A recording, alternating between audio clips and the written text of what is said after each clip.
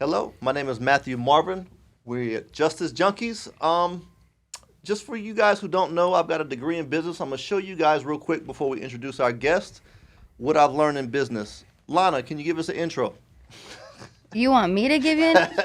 That's what I learned in business. Okay, intro. So Justice Junkies with Bob and with Matthew and the happy Lana over here. I guess that's the only thing that I've got to say. Are we doing an intro for Bob? Yeah, we'll introduce him.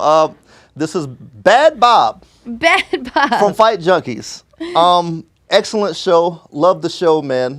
Glad to have you on. I'm glad we could finally connect in person versus on the internet. We're about to tear this shit up. Are you ready? Facts. My man. So I got some questions for you about the show, by the way. Before you start, I want to also relay thank you. Go for it. Thank you for letting me be a part of this. Okay. It's a big part of my life for the majority of my life. Yeah. And due to certain things, it's not part of my life anymore. Right. But I still see it, and I'm not happy. So Right. to see someone that has the same energy and same output, and basically I believe the same feelings and looks on these things, it's honored to be here. Because I know you have a big platform, you know, a lot of people, and for you to think of me, I just want to say thank you. Bro, I got to go into like a segue of this because you introduced it like that. It's also 9/11. For those of you who don't know, we're filming on 9/11, and this is a military veteran. So this is honestly, it's my pleasure. Yeah, and my dad was in 9/11. You See? know, he was. No way. We Yeah, gotta my get dad into all that. My dad was. Yeah, he was there at Ground Zero all day today at a ceremony for all his buddies that passed away. But Yep. yeah, by all means, right. you're the man, Justice Junkies. Thank you. You got it. So I have to ask you a question about your show, right? Who are your fans? Whew, I'd like to believe they're people just like me. Okay, and who would that be? Can you go elaborate a little bit on that? Who is just like you? The regular Joe. You sure? 'Cause Now- you seem a little extraordinary. You don't really seem regular to me. And I think that's why I do well, because my ego is not there. It was in my 20s. I was Stifler. Well, you're on also from steroids. Jersey. We're going to talk about that. Yeah. I'd like to say that they're mostly fight fans. They're people that enjoy the fight community, the banter, the shit talk, just the general hard work that goes into being an athlete. And who doesn't want to watch a fight? You could be Right. anywhere in the world, Right. doing anything you want. If a fight breaks out, you're going to look. Oh, yeah, 100%. So I'd like to say, you know, a lot of the blue collar guys that get off and want to just drink a big cold one with their buddies on a Saturday Okay. while their kids play outside. Okay. I think that's my guys. I think you just answered my next question, I guess. I mean, my next question was, who are you doing this for and why? That's a pretty. It's a hard. weighted, it's an right? easy, but it's a weighted question. Okay. My whole life, I've been into mixed martial arts, and I used to compete, and then I did jiu-jitsu, you know, in the military, and competed in Iraq, and competed a little bit in Louisiana. And this whole time, I'm a huge fan of mixed martial arts and the UFC, ultimately the UFC. Okay. So having a Rolodex of 20 plus years as a fight fan, Yeah.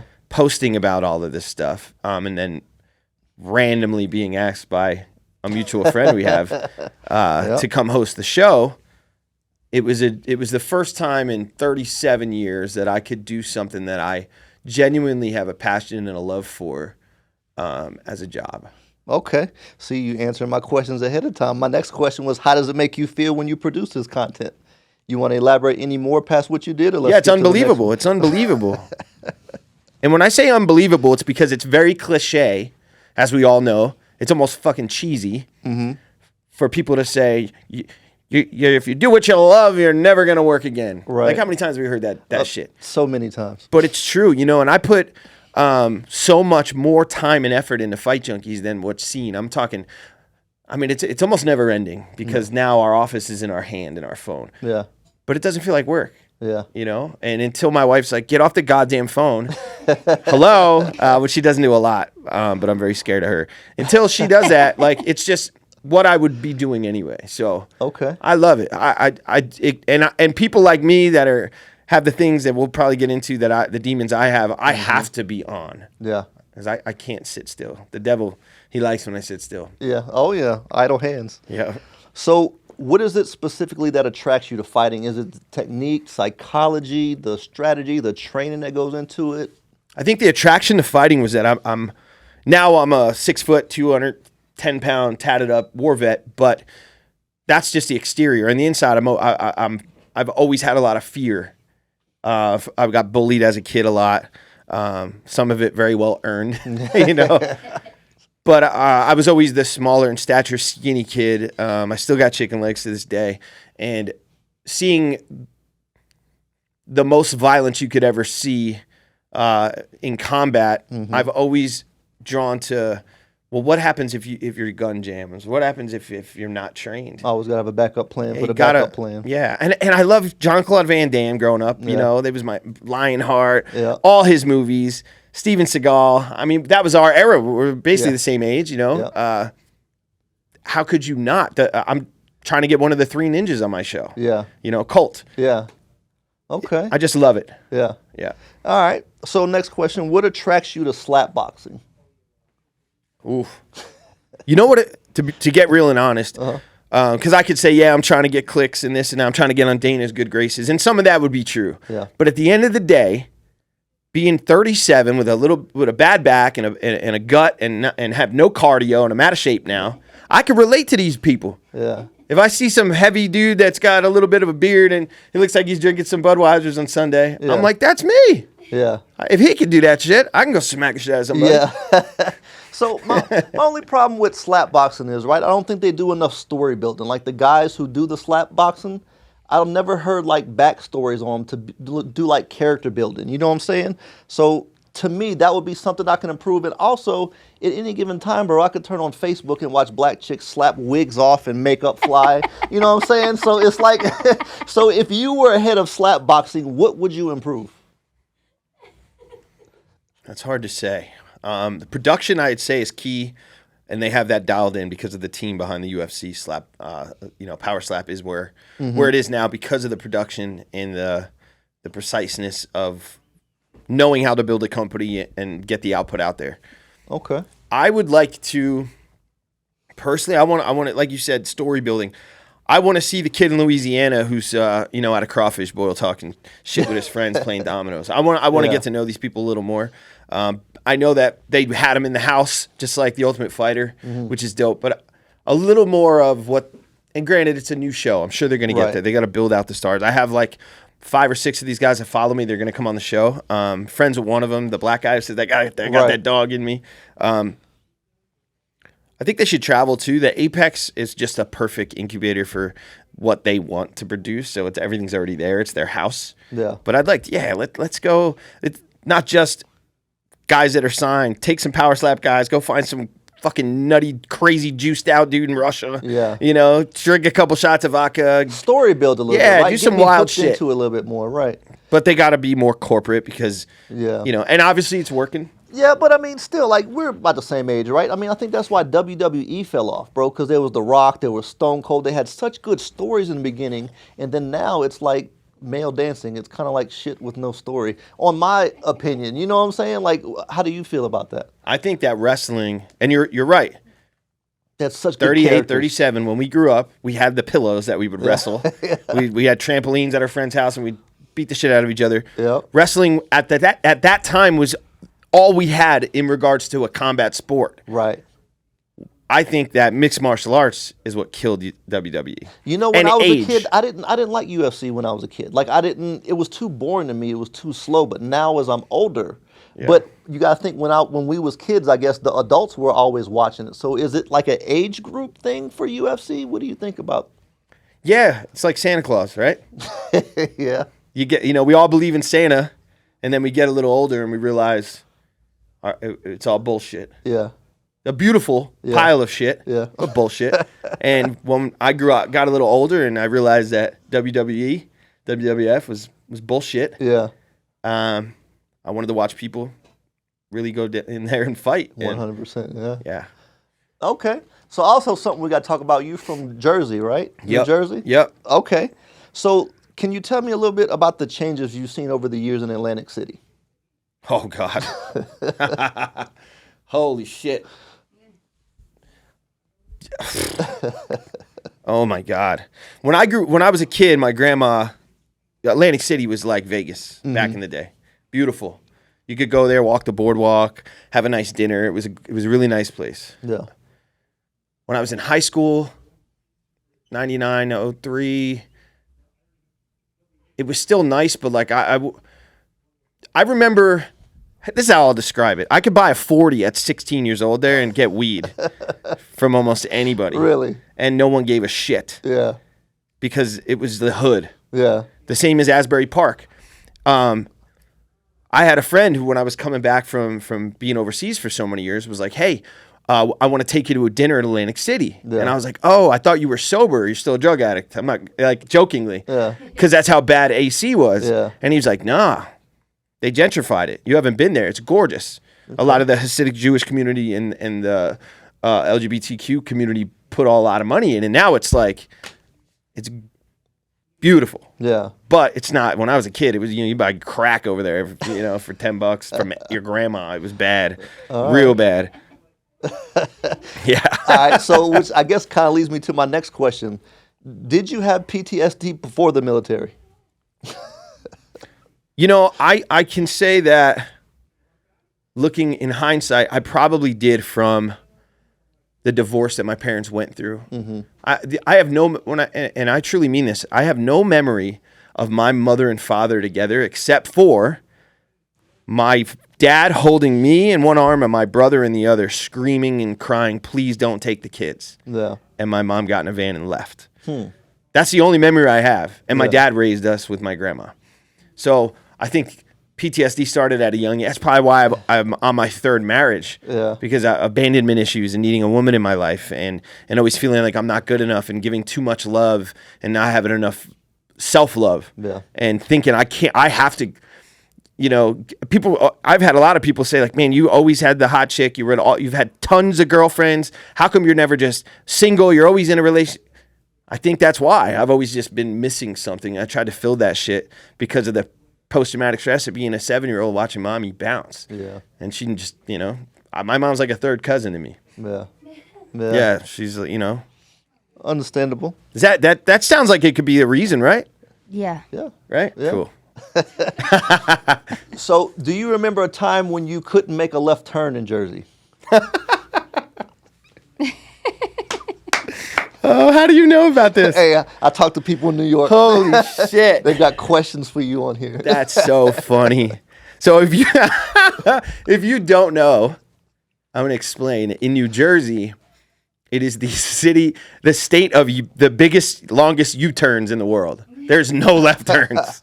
You have to go through the light and through this ridiculous half a mile U-turn to go back around to be able to go left or straight. All right. That's so funny you said that. So is this one true or false? They say in Jersey, everyone lives off of an exit on the parkway. Is that true? Exit 98, baby. Let's go.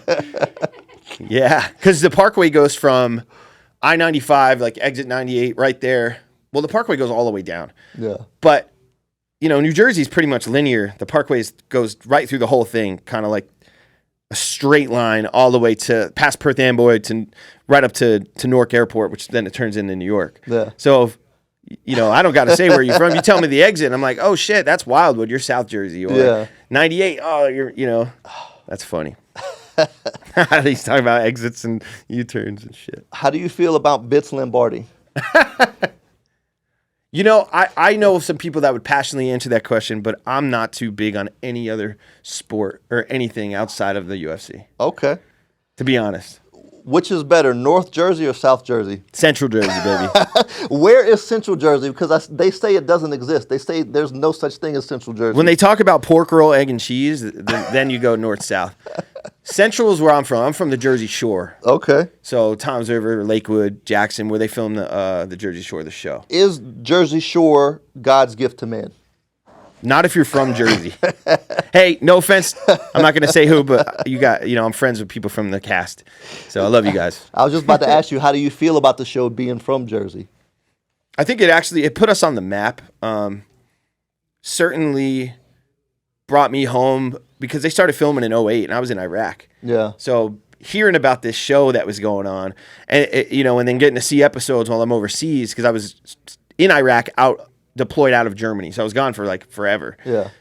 I got to taste home a little bit. So for me, it was cool. It put us on the map. And it was pretty, like Paulie D, shout out to Paulie D. It was very on point. Like the hair, I had a blowout back in the day. Yeah. The way everybody talk, my accent's pretty much gone now unless I'm like talking to somebody from home. Excuse me. As soon as I get on the phone with my dad from Brooklyn, it's like, it's a wrap. But it was cool because Seaside Heights is where, you know, we did our junior formal, our prom, like every weekend. You're my boy. Hey, we all can't afford a room, but we can all throw $10 down, buy a couple 30 packs, go to Seaside, get lit in the room, and then walk the boardwalk and just be, you know, degenerates. And that's what we did every single weekend in Jersey. Nice. All right. So how accurate is this stereotype? People from Jersey are loud, obnoxious, and full of themselves. Is that accurate or no? Completely accurate. And if you don't like that answer, fuck you. All right. What about this statement? Is this statement accurate? There's no Jersey accent. Everybody else just pronounces words wrong. You know what? You will find people in certain parts of Jersey that you won't even know where they're from. And the reason I grew up with a strong accent that I don't really have now is because my whole family's from Brooklyn. Yeah. And we moved there when we were little. So in my house, it was the strong Brooklyn accent. South Jersey, a lot of people are from like Philly, so they'll have that Philly accent. Yeah. But yeah, Jersey's, you can tell, especially with a female, like go to some random gas station in like the middle of Jersey and like get a 45-year-old woman missing some teeth. Yeah. She will like, you'll know right away. Say something to her that pisses her off, and you'll be like, oh shit, she's got an accent. All right. So, Dunkin' Donuts. Do people from Jersey love Dunkin' Donuts? And now that you're in Vegas, do you still go to Dunkin' Donuts? I do go to Dunkin' Donuts, but their bagels are starting to get shitty. I'll tell you what, one of the happiest times of being a new private in Germany was I went on a weekend trip with my boy Santana and Lewis. What's up, guys? To a place called Köln. I speak German, but Americans would say Cologne. Mm-hmm. It's got a big cathedral, but I speak German, so we got to like do more in the city. We went clubbing and stuff, and we were on this road that kind of looked like a mall, but outside, kind of like Fremont in a way. Yeah. And there was a fucking Dunkin' Donuts there, and I was so excited. Went right in, got some donuts. It was like 2 a.m. I was pretty trashed, but yeah. So back, you know, no fault to anything that I like now, but there wasn't. We had Wawa coffee, and Dunkin' Donuts. That was it. Yeah. There was nothing else. So it's like a long time staple in Jersey. Yes. Dunkin', yeah, everybody goes to Dunkin' Donuts. All right. So now that you're older and you travel a little bit, right? Or Jersey girls still the best? Because I heard they get wild in Tampa. No, they're not the best. No. Is this because you're married? Is this why? No, I'm open. No. I won't get you in trouble. All right. No, they're not. But Jersey girls, and I've said it before, Jersey girls are the only females that I've met that will punch a grown man in the face and scrap in a parking lot. No questions asked. All right. And NorCal girls, they'll throw down too. How do you feel about people from New York? So my mother, father, I spent every summer in Brooklyn, almost every weekend. So I claim New York as home. I lived in Queens for a while with the high school in Queens, in Grover Cleveland High School in Ridgewood. So to me, but there's a distinct difference between a kid whose family's from Brooklyn who visited and the kid that took the Q59 in the subway to get to school every day. I understand there's a big difference. But I claim home, you know. New York's home to me. Okay. What is a Benny? My dad's a Benny. If you don't know, a Benny is somebody in Jersey who is from New York City. That's a nickname. Okay. All right. I can't believe you're fucking asking these questions. You'd be like, you ain't from Jersey if I didn't know any of the answers. Like, you liar. So now I guess we're gonna get into the drug part, if you don't mind. We're gonna go a little bit darker, if you don't mind. Let's go dark, bro. The devil's my friend. Let's go. My man. He used to be my enemy, but now he's my boy. Yeah. All right. And you don't have to say this. You can tell me next question at any time. No, we're gonna go. Right? What's the pettiest thing you've ever done for drugs? Have somebody buy drugs for all of us and then just do it all myself and lie to them. Yeah. All right, that's pretty good. Like really lie. Like one kid, I had to like choke out unconscious in a bathtub. He just happened to fall into the bathroom as I was choking him because he knew I did his drugs. Yeah. And I was like, don't you fucking say I'm a liar, motherfucker. And I had to like beat him up to get my point across. But I definitely did your drugs. Was this before or after the military? Way after. This is 2017 before, you know, I've been sober since July 23rd of 2018. So this is in my bad, like, just got out of jail, lost the family days. Does it have anything to do with your military experiences while you went to drugs? Because I heard a lot of people got like hooked on morphine and shit like that from the military. No, I think I just love drugs, man. I'm just a true drug addict. I could have been a fucking school teacher with both parents feeding me dinner every night. Still would have been a drug addict. All right. So, have you ever relapsed? Not since 2018. Uh-huh. But before that, I've tried to get sober 40,000 times. What were the triggers? Where was the pressure coming from? Right in my throat. Your tongue gets a little funny. So just the joy of doing them, or you didn't have anybody like around you, maybe hanging around? No, with bad so people? when I really went down, I had been abusing Roxy's, and I didn't touch heroin until later when the prescriptions died out. They really cracked down in Jersey, but before they did, you could just go to the doctor, and like I had friends that were stealing script books, and you could it was everywhere. Jeez. Oh, excuse me, damn, drinking a Coca-Cola. I never drink soda. I drink nothing but water. At least you're drinking it, not lining it. There you go. So no, I when I first got out of the military, I got some. No, not even. I had a friend of mine, the same kid I choked out. Yeah. You know, we went to school since kindergarten. So in 2012, I had a party and like a welcome home. And I remember the only time I ever did a like Percocet type of opioid was when I got my wisdom teeth taken out in Germany in the army. Yeah. And I was like, I love this shit. It was like the best thing I ever did. I had a bean bag that could hold 3 adults, and I put it up on my big couch, laid on it, popped Percocets, and played Call of Duty for like a week because they gave me time off. Yeah. So the only time I ever did any type of drug, like opiate, I did coke in high school and dumb shit. But opiate wise, it was when I got out of the military and I had that party, and my friend was like, "Hey, I got a Roxy." Mm-hmm. If you don't know, Roxy is a blue 30 milligram Percocet without the Tylenol in it, and you could smoke it, you can crack it up and snort it, or some guys will just, get a little water bottle cap and go to town with their vein. I've never shot anything besides some steroids. But I that was it. I got stuck on the blues, and it became like a Zelda video game. I was just on a quest every day to get high, and it destroyed my life, literally, to the point where, we'll get to it, but I don't remember what the question was. But what were the triggers? The triggers are the divorce, the custody, and then everyone was telling me when I first got out of jail and like couldn't even go home and got served divorce papers, couldn't see my kids. Oh, you got to get sober, and I'm like, well, I'm in the worst mindset I've ever been. Yeah. Of course, I'm not getting sober now. Now I really want to numb it. Yeah. And that was obviously detrimental to me and the circumstances at the time. But at that time, I was so blinded by pain. Yeah. That there was no getting sober. I didn't want to be alive. So your worst downfall, I guess, the very bottom of drug addiction, what did that look like? Like 12 seizures from meth. Jeez. No sleep for a week and getting taken in an ambulance to an ER. Jeez. Yeah. And I found out later, because I did a lot of like research into certain drugs, because I wanted to know, like, what did I do to my body all these years? Yeah. Because I'm a dad and I'm getting older. And I found out it was mostly probably dehydration of the brain. Really? Yeah, from 96 hours of just doing meth and not really think about water. Huh? Water or nothing.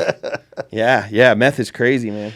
All right. I did it for about a month because I couldn't get anything else. Yeah. Worst drug on earth. Yeah. Oh my God, making up scenarios in my head, shit's like just wild shit. All right. So, what is the pettiest thing you've ever seen somebody do for drugs? And you can't say sucking penis because I think that's like a regular norm these days, especially in Vegas. The most petty thing. What's the pettiest thing you've seen somebody else do? Wow. Oh my God, I can't believe I just thought about this. I used to live in Queens, and there was a little park we called it Trilock. And there was like some, it was like almost like a garden, but It was its shape of a triangle, and there was like chairs, and we used to smoke blunts and drink 40s there, right? Yeah. And I remember these two chicks that like came up one day at night. I was with my boy Nacho and my boy, who else was I with? Nunes. Gasanacho and John Nunes, yeah. And we were chilling. This is almost 25 years ago. And these two girls, they looked like superstars. They looked sexy as hell from the distance. As they got closer, it was like, oh God. They were heroin addicts, right? They took us to go chill with them at a house. This is the pettiest shit I've ever seen anyone do. They convinced us that they could not get into their own house. So we helped break them into their house, right? Yeah. I was like 16 drinking. Then all of a sudden, we see them taking like the PS1 and all this shit. And then they bounced. And we're like, what the fuck's going on? It wasn't even their house. So the petty, I helped the chick break into someone's house to steal shit to go get high. But she definitely had to know who it was. It might have been like a cousin. Like, she was way too comfortable. Yeah. Like, she had to know grandma's asleep upstairs, you know? Yeah. But yeah, helping someone break into somebody else's house, thinking it's their house so they can rob it to go get high. That was the pettiest, most fucked up shit. All right. Naiveness. Lana, I need you to pay attention to this question because I'm going to ask you after he answers, okay? Copy that. All right. Moving to Vegas. How does someone avoid sleeping with a mental patient? What's the red flags? Come here married. You came here married? Yes. Okay. All right. I'm the mental patient. Lana, same question. How do you avoid sleeping with mental patients in Vegas? Because they're kind of hard to miss. I was gonna say, but like, hear me out. Like, I've dated all of the mental patients, and I had a lot of fun. Yeah, I they're had always a whole fun. lot of fun. There's so much fun. I like toxic.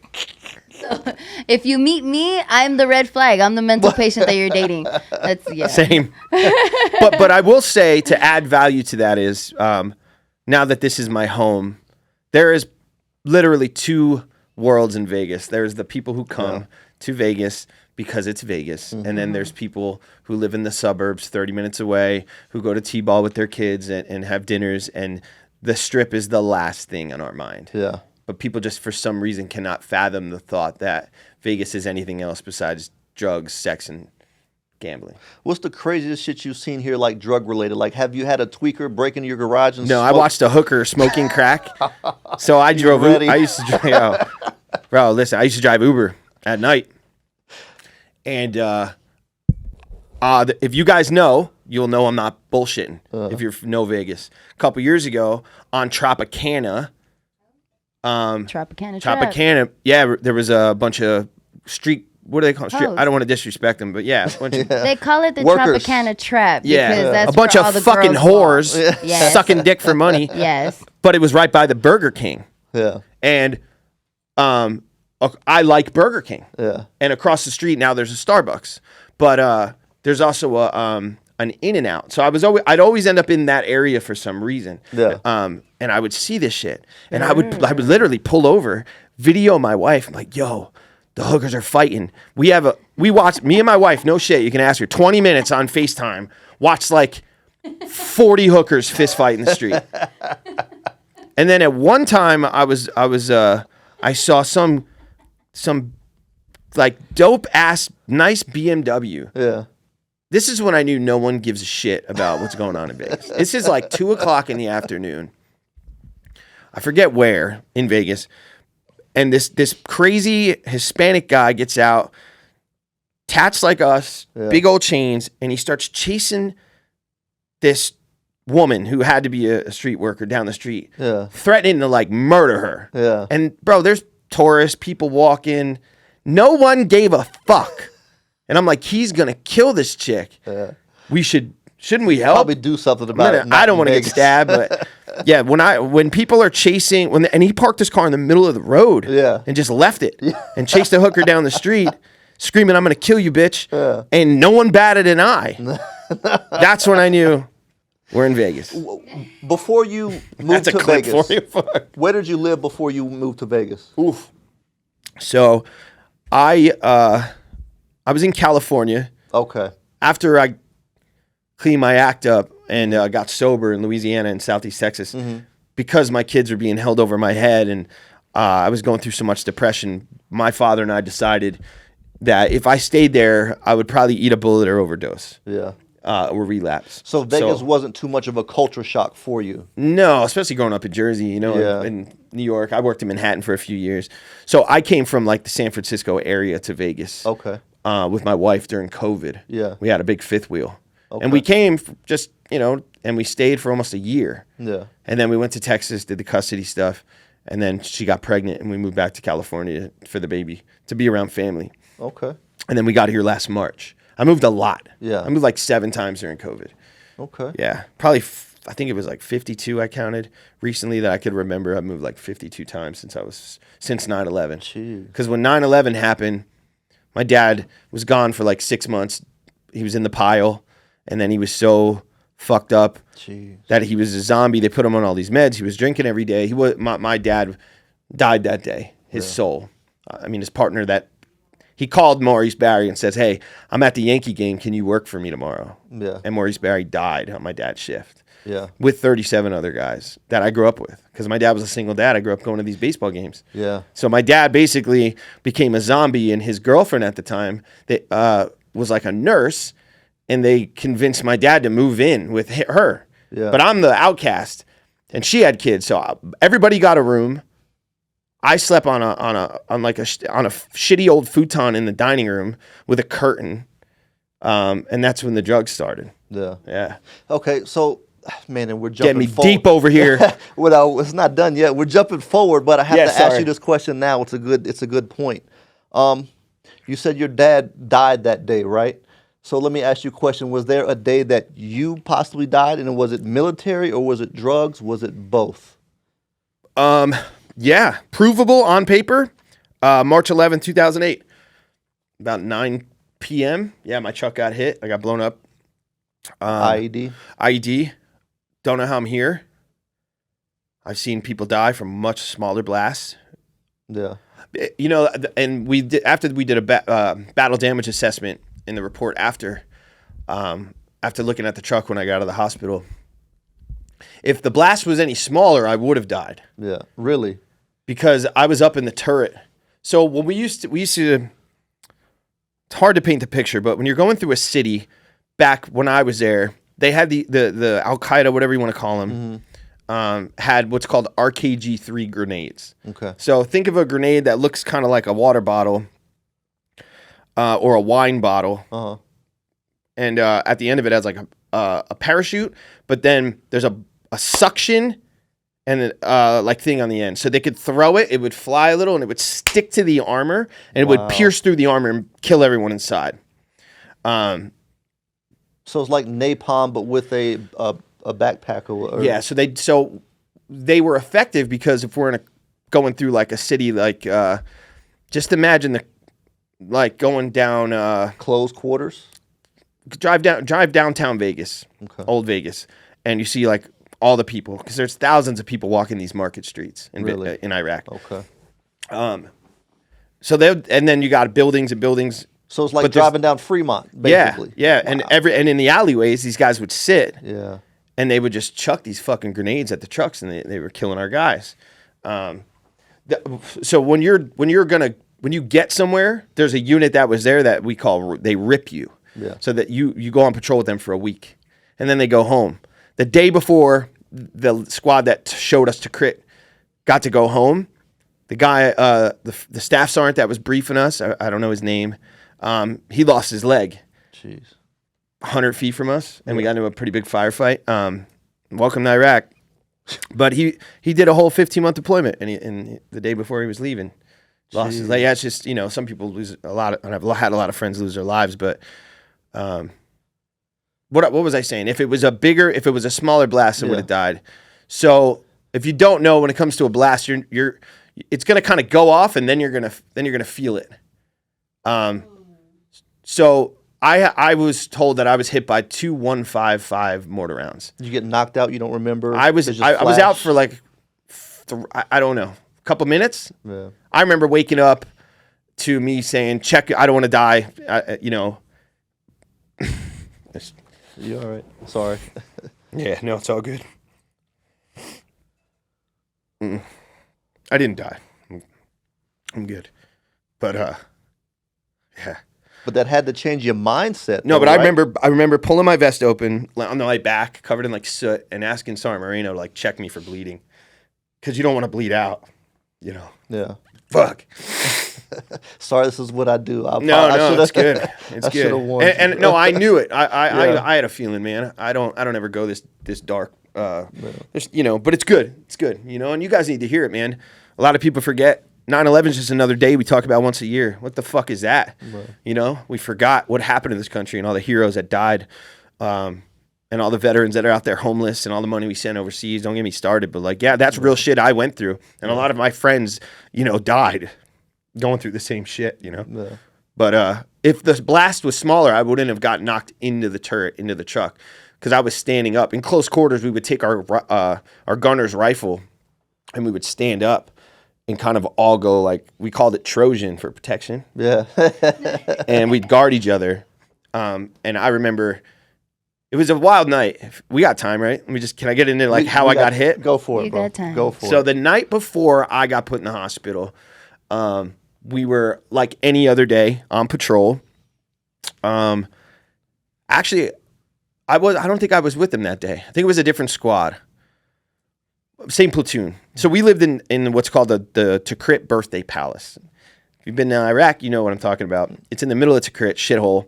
And the Iraqi army, we lived with them. And then we had our own little, like, the size of the studio thing for us. And we chained it off and gated it so we couldn't get, you know, bombarded and killed at night. It was on the second floor. But, you know, but literally in the dead center of the city. Just bullet hole. It was not the safest place, but if something happened and we had to be quick reaction force, we could jump in our trucks and go, you know, get in the fight.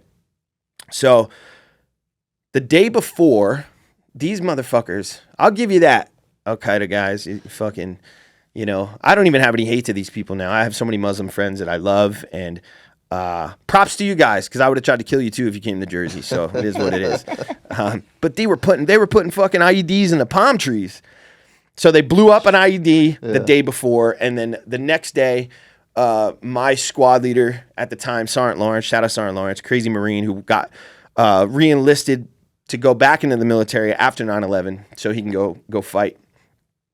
He just so happened to be the squad leader that night, which was great, but he was a little fucking out there. Yeah. You know, he'd been in Somalia with the Marine. He was probably still, I don't know what you're doing, bro, but I love you. So they said, hey, it's getting dark. Let's go on patrol and talk to some of the locals and see if anybody knows what happened, like where that bomb went off last night.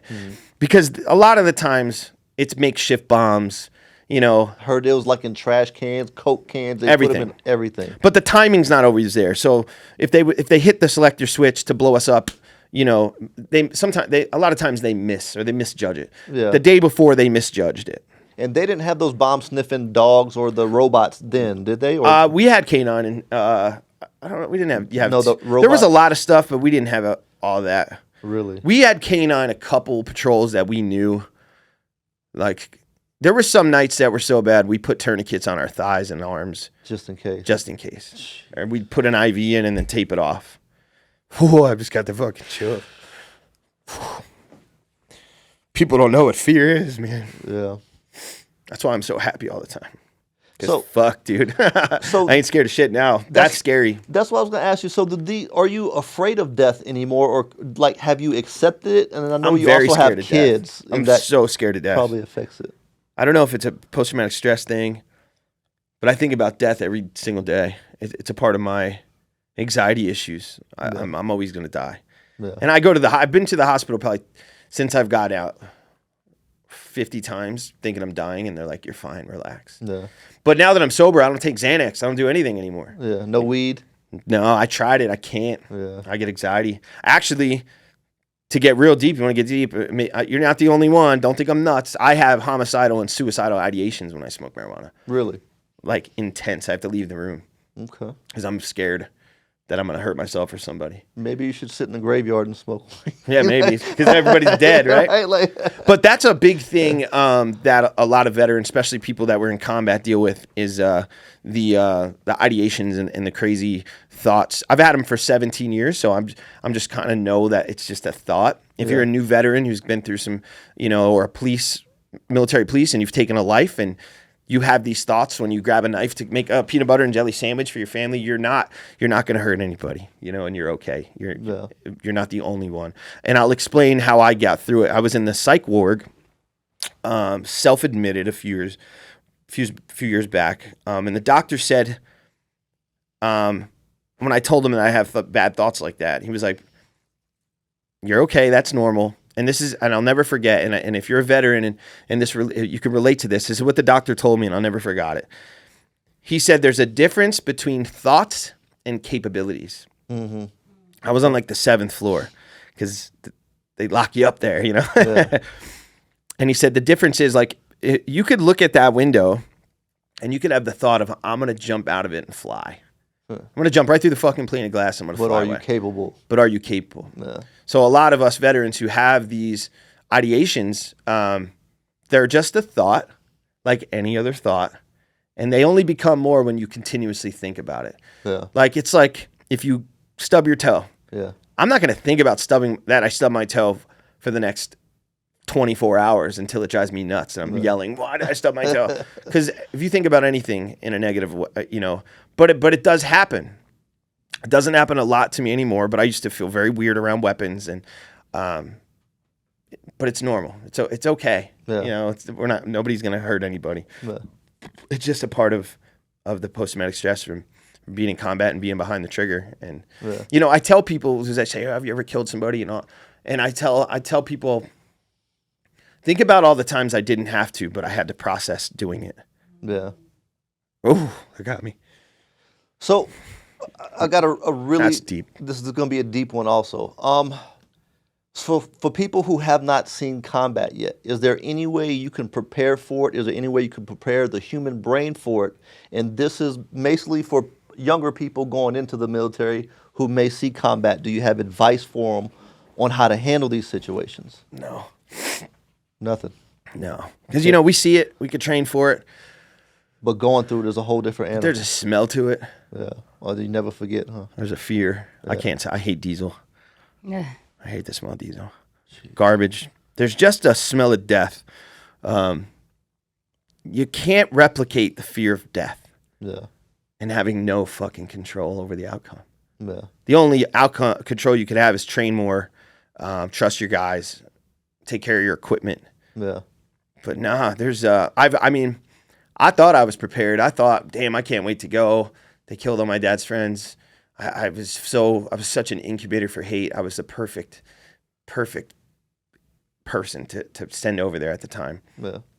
But God, as soon as I got there, I wanted to go home so bad. I was fucking petrified.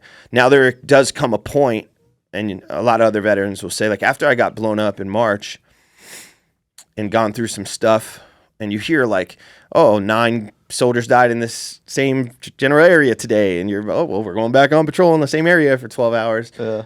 You just get to a point where you're like, fuck it. This is my job. Like, if I think about every soda can's going to take my leg off, I won't be able to perform. Yeah. If the doctor's doing brain surgery and he thinks I'm going to kill every fucking patient, he's never going to do another surgery. Yeah. So once you kind of like, I wrote a note that I love my family, and I manned the fuck up. I put my hand up to the cost and the amount of my life, and I was ready to give it. Were you scared of needles before you went in the military? No. Because if you did, that definitely changed. You remember that peanut butter shot? Oh, you man. You had to roll on your ass? That's so funny. And speaking of shots and veterans, there's a good way to find if someone's completely full of shit and talking about combat. One is their age. You can clearly think if they're in their 50s, they were... Not 50s now. If they're in their 60s, early 60s, they're definitely non-Vietnam vets, and they were too old to go to Iraq, right? Yeah. So age is one thing. But the most significant identifier to see if someone's completely full of shit and they're telling you that they're a war vet is look at their left arm.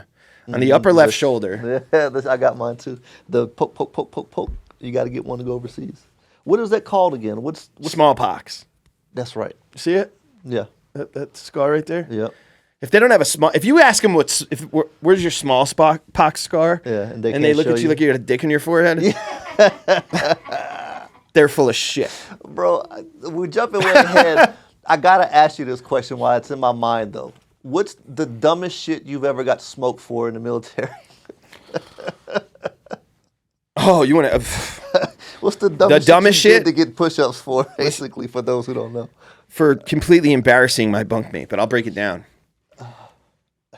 Toward the end of boot camp, we're about to go on our last field exercise before we get, the ceremony or whatever that, where we kill goats and fucking drink each other's blood, So you're going to your final field training exercise, FTX, and right before we go on our 3-hour ruck march, the drill sergeants go, if you got to take a leak, go upstairs. You got to take a shit, go do it now. Yeah. Everybody runs up. I'm in the bathroom waiting because all the stalls are full. And my bunkmate, forget his name, he comes out of the stall. I go in, and there's shit in the toilet, and there's no fucking toilet paper. And I'm like, what the fuck? Did you not wipe your ass? And he looks at me crazy, and I'm like, oh my God. I'm 18. I tell everyone upstairs, are you fucking, I'm showing people. So we go down. Yeah, it's just a bunch of dudes, So we go downstairs. We're back in formation, and I'm fucking laughing. And I was always a loud Jersey shit talker. I tried to fight everyone. I was nuts, and I'm like talking shit. I'm like, this motherfucker didn't wipe his ass. And the drill sergeant's like, what'd you say, Oberhofer? What'd you say? And he looks at me like with the most sincere, please don't do this set of eyes I've ever seen. And I looked at him and I said, I have to. And I told the drill sergeant that so-and-so took a dump upstairs and didn't wipe his ass before we're going in the woods for 2 weeks. Yeah.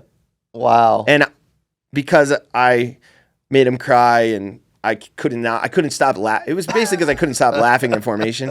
They were like, lock it the fuck up, private. And I just died. So that's the dumbest reason I've ever. Well, another time, it was my birthday and the drill sergeant was taking a shit. This is another funny bathroom story. And Karen Bellis, fuck you, motherfucker. I made it through the whole day without getting fucking smoked. And your bitch ass had to tell the drill sergeant it was my birthday. And he made fun of the drill sergeant, not knowing he was in the stall. Yeah. And then he comes down and he goes, hey, but it's Oberhofer's birthday. And we go outside and it's freezing cold, winter in Missouri, and it's raining ice sideways into the snow. Yeah. And we got sent outside for 3 hours on my birthday. Happy birthday, 1, 2, 3, 4. Fucking Karen Bellis. I hope you see this and stub your toe. May I chime in and ask a question? Go for it. For Bobby, I just wanted to know, obviously going into the September 11 war, the war that happened after September 11, you agreed with it. Did you agree with it coming out? I can't even say I agreed with it then because I was just too naive. Well, I didn't even understand. There's a lot of manipulation going on with the government and the way they sell stuff. Yeah, also. the targets were Dastashes and looked like people from the Middle East. It was complete hypocrisy at its finest. Let's fill these children with hate because they're naive and know nothing. Oh, and your dad was in 9/11. Oh, we're going to get you good. They got me good. No, absolutely. I think George Bush is a fucking lying piece of shit. There was no weapons of mass destruction. I think all my friends are dead and the rest of us are fucked up with issues that cause PTSD and addiction and homelessness and all this shit for a war based off of greed, hate, and power that shouldn't even have fucking existed. Yeah. No, I love the Muslim community. Assalamu alaikum, marhaba shlonik. Fuck that war. Yeah. Pointless. 100%. I hope that answered your question. Oh, yeah. Thank you. So, Marines or Army?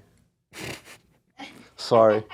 No. This is the best interview I've ever had. Oh, Marines, man. right? So my grandfather, who I'll say publicly I never met because he was a violent piece of shit and my dad wouldn't allow me to meet him, was a Marine. So I always grew up knowing I had a badass grandpa, Yeah. was in the Marine Corps, 25, 30 years ago. I was like, Marines. So I wanted to go in the Marines originally, but because I had a GED and I had a tattoo below my elbow, Wow. I would have had to get 15 college credits to make my GED equivalent to a high school diploma. So I only need one waiver to go in the Marines. And by the time they were done telling me that, I was like, I'm not fucking doing that. And I walked across the hall and joined the Army. Yeah. I was like, I mean, I was probably stoned when I was in there. I was when I told people I was going to be military police, they were like, "You what? Yeah. You just sold me weed yesterday. Like, I saw you throw a gallon of milk at a guy in a 7-Eleven and like fight." Like, I was a nut job, but I do now, looking back in hindsight, no regrets, but I did serve a lot with the Marine Corps. I went to the Marine Corps-led non-lethal weapons instructor course, the Iowa course, when I was in Germany. And I do believe that the military needs to adopt a lot of the training and a lot of the discipline and bearing that the Marine Corps has, because their standard is still stupendously high compared to the rest of the armed forces. Right. Where they will succeed based off of sheer discipline. Yeah, but let's be honest, you can't expect the National Guard to do what the Marines does. Like, no, but if you start at the core, like with anything, it's a lot easier to teach someone how to shoot who's never shot. If you're Kentucky windage, bad bullshit, habits. yeah. So if you start it off the core of that person from civilian to soldier based on the same military bearing ethics of the Marine Corps, and I think that success will be easier achieved later. Yeah. Personally, per individual. Okay. If that makes sense. If you're better trained in the beginning, it'll stick with you. So when you get to the National Guard, you could still be fat and call each other Bob and Joe and only hang out 2 days a month. But when you hang out for 2 days a month, you'll do your job better. Yeah. They used to say in order to do the National Guard, you have to be at least 6 foot in case your boat sinks. You could walk back to shore. That's so funny. I just called a guy out the other day. He had a Vietnam Iraq war vet hat. Yeah. I was like, Vietnam, Iraq. He must have I was like, where were you? That himself. The only guy I've ever met that was in Vietnam and Iraq was a civilian contractor who was an FBI agent who was an interrogator that worked with us. Yeah. So when we were going to go pick up a high value target, or we were doing some snatch and grabs, or like hard door knocks, soft door knocks are just knocking in. Hopefully they'll let you in. A hard door, we're going in live. They were the initial interrogator. Within the first 3 minutes of flashbang, clear the house, zip tie, they were the ones who would interrogate the bad guy. Yeah. But they were civilians. So to have you would have to be maybe a 4-star general. Yeah. How long are they allowed to be in? 40 years? Yeah. I don't need, so I kind of was like, dude. And then he said, I was in Iraq because he said something about a ship. You got to watch out for these fake motherfuckers too. Thank you for your service, but shut up. They say they were an Iraq vet. Yeah. Because they were 1,000 miles offshore on a boat. Yeah.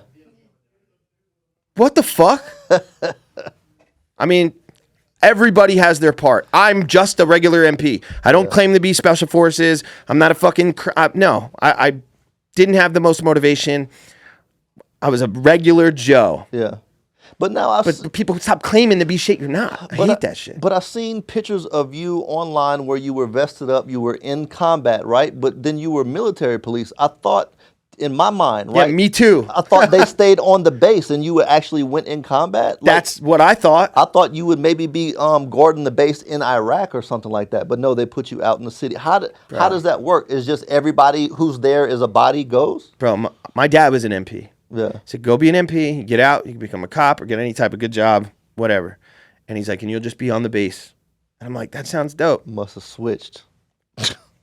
I get there. I'm a regular MP on the Army base. Yeah. I did not know, another naiveness of me, that military police squad in a combat zone carries more firepower and weaponry than an entire platoon of infantry. Jeez. Now, because we were on patrol all the time, it was kind of because Tikrit didn't have enough personnel. The base of Tikrit, the MPs on the base was Air Force, SF. They call them SF.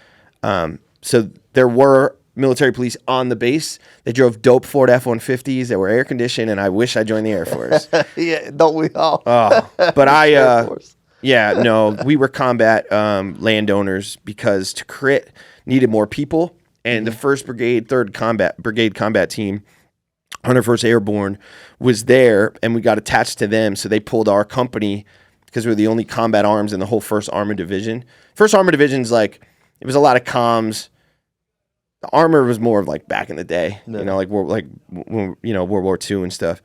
They kept the armored name because it's iconic, but we were the only unit in the whole division that was combat related. So we got stuck doing, regular infantry style combat the whole 15-month tour. How did you feel about the armor? I heard they had like an $87 million budget or something like that, and I've seen videos of basically like thin pieces of tent just put over the Humvees as secondary. Like, did you feel safe with this secondary armor, or can you go into a little bit of that? Or So I'm blessed that I was there in 07. okay, My big bro, Josh, I love you, did 3 deployments, 1 with me, 2 with the 3rd Cav.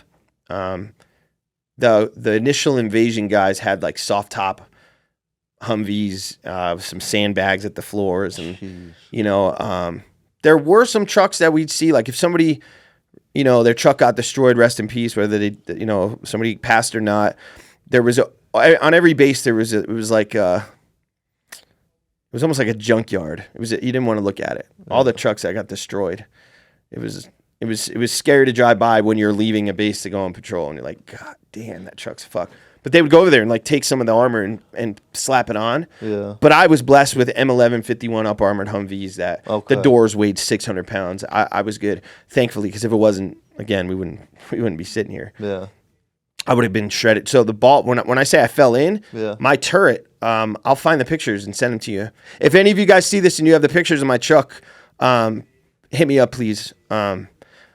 The turret had like 100 holes in it. yeah, Because the IED was also duct taped with ball bearings, yeah, and it shredded like. I mean, it went right through the whole turret because it was. Let's say this is the turret. I'm standing up here. When it went boom, the blast wave knocked me into the truck, but this is the turret, right? I fell in it. The blast went like that. yeah, It didn't go like this because it was coming out of the ground. Thank God, because sometimes they're in like a bush or in a mountain. If that would have been the case, I'd be dead. We'd all be dead. But because it went up, it only went through the turret. I mean, some of the windows had glass and some shit. It was pretty fucked up. A couple flat tires.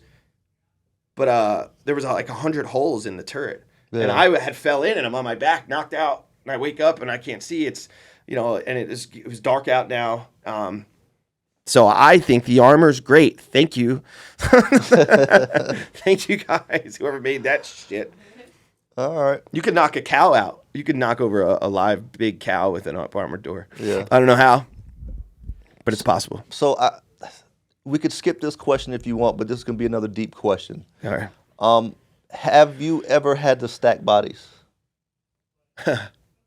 No, thankfully. Okay, But I've certainly, witnessed. yes.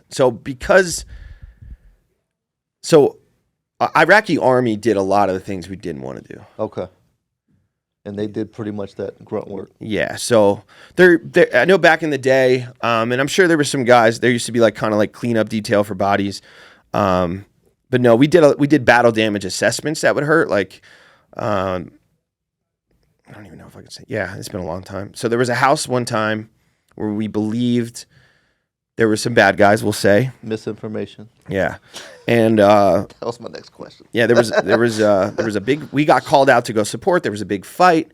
We ended up calling on the bird, and the bird took the house out. And when we did the battle damage assessment, there was kids. I remember my squad leader's face when they came back. I had to stay in the gun. And, these guys were fighting. They were so passionate about killing Americans that they were willing to fight out of the windows of their house with their babies in the house. No, And we didn't know, so they called in the bird and took the house out. no. And it was the wrong. It was they were bad guys, but there was another house. Maybe it's been a long. I think one of the houses. Maybe it was a different day. 15 months, man. 10 patrols a day, you Yeah. know. There was a house. It made national news. Lana, you have your phone on you? Yeah. Can you look up Codicea?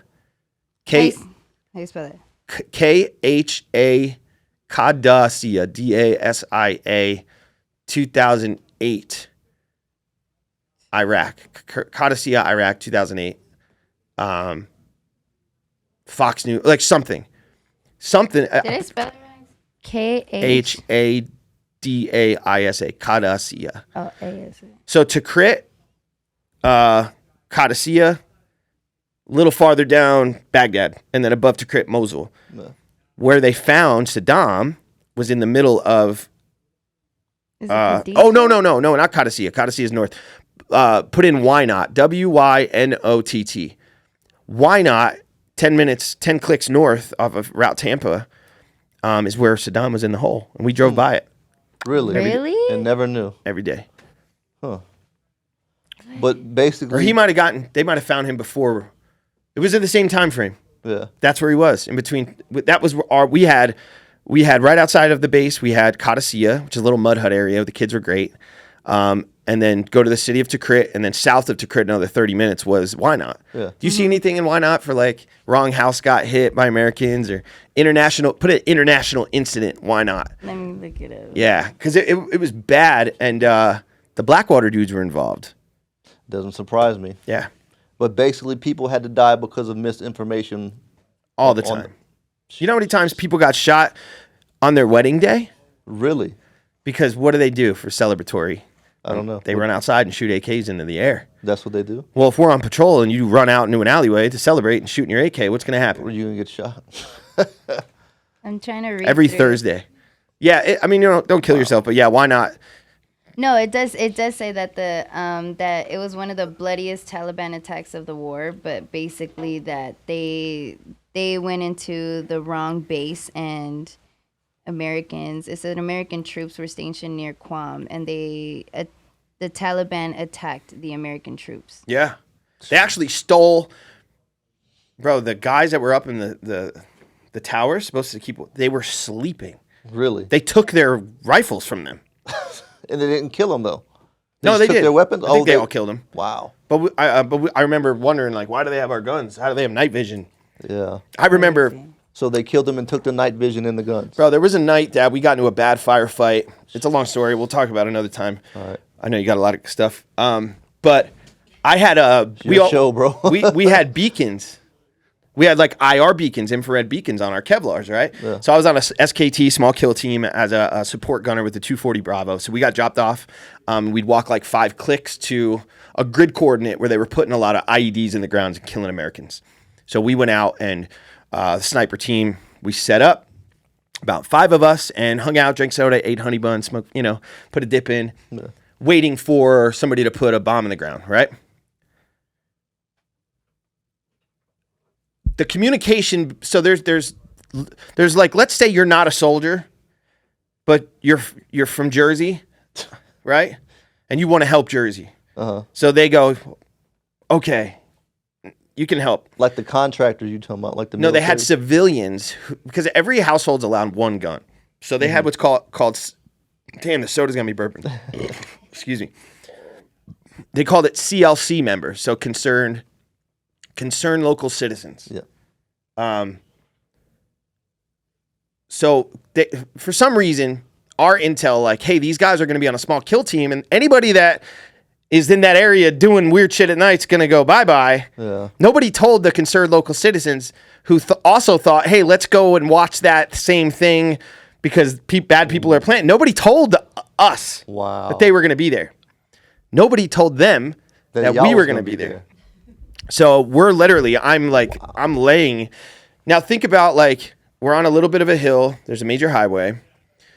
Behind us is like almost like wetland farm. Yeah. And it's like nasty. And I did not know this until I was running under ridiculous gunfire from my life to a truck that was a football field away. And I'm falling up to my chest in the water and dirt. And I'm like, oh, this is it. I'm dead. I mean, we got shot out so much that night. And I got so tired from carrying all the shit that I was taking breaks just laying in the water watching the fucking rounds over our heads because I had nothing left. Because when you're running for your life, the exhaustion, fuck. Yeah. So what happened was they were there, like down here. Let's say right. This table is where the bad guys are planting bombs. You and I are up on this hill. We're watching that. They're over there by the plant. They're watching that. They saw us somehow because we're not special forces. Yeah. They saw us. I don't know if they saw a light or something. So what do? They all have ridiculous 50 cal automatic weapons and all kinds of shit. They think, oh, we're going to do something good for the Americans and our people. And they start unloading thousands of rounds at us. And we don't know where the fuck it's coming from. I'm like, is it coming from the south? Is it coming from the north? Took us a while. And then somebody said, what if they have night vision?